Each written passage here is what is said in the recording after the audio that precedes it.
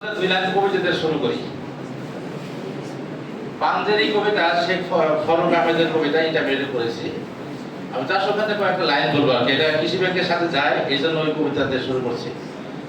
যে রাত পোহাবার কত দেরি পাঞ্জেরি, রাত পোহাবার কত দেরি পাঞ্জেরি, এখনো তোমার আসমান ভরা মেঘে, সেতারা হেলাল এখনো ওঠেনি জেগে। রাত পোহাবার কত দেরি পাঞ্জেরি, এখনো তোমার আসমান ভরা মেঘে, সেতারা হেলাল এখনো ওঠেনি জেগে।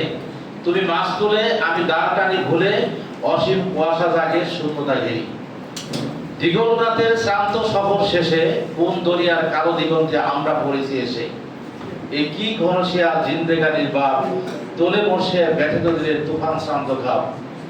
অস্ফুট হয়ে ক্রমে ডুবে যায় জীবনের জয় ভেরি, রাত পোহাবার কত দেরি পাঞ্জেরি। আমরা মনে হয় অনেকেই এই কবিতাটা জানি।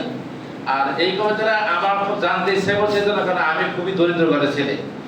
ওই আমি দেখেছি যে আমার বাবা দরিদ্র, আমার দাদা দরিদ্র, এবং আমি জানছি যে আমার দাদার বাবা দরিদ্র ছিল।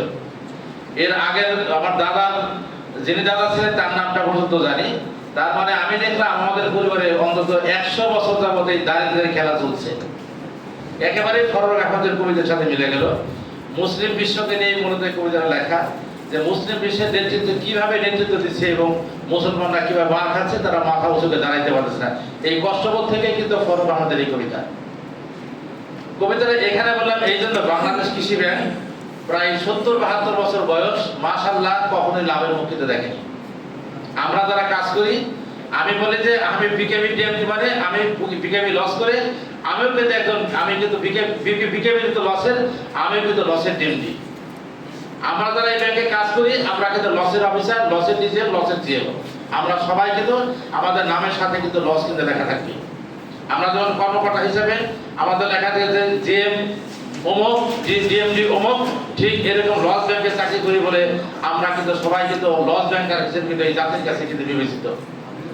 আমি যেহেতু এর আগেও কাজ করে গেছি, 2021 সালে 8.5 মাস কাজ করেছি।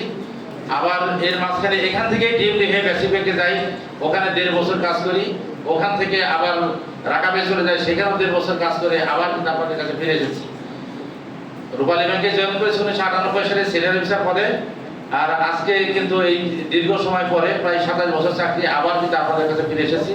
তার মানে আমার কিন্তু এই জেনারেল ব্যাংকিংটা বলেন, একটা ব্যাংক কিভাবে উঠে, কিভাবে